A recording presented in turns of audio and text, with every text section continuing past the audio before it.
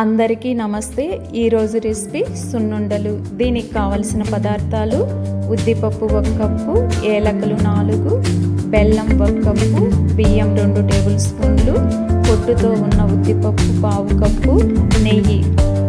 ఒక బాండిల్ తీసుకొని మంటను లో టు మీడియం ఫ్లేమ్లో ఉంచి బాండిల్ హీట్ అయిన తర్వాత ఉద్దిపప్పు వేసి 10 నిమిషాలు ద్వారగా వేయించుకోవాలి.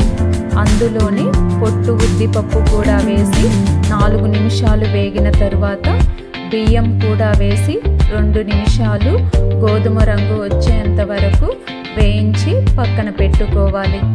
ఇప్పుడు మిక్సీ పట్టిన పొడిలో బెల్లం తురుము వేసి బాగా కలిపి మరి ఒక్కసారి మిక్సీ పట్టి ఒక బౌల్లో వేసి అందులో నెయ్యి వేసి చిన్న చిన్న ఉండలుగా పట్టుకోవాలి. అంతే, ఎంతో టేస్టీగా ఉండే సున్నుండలు రెడీ.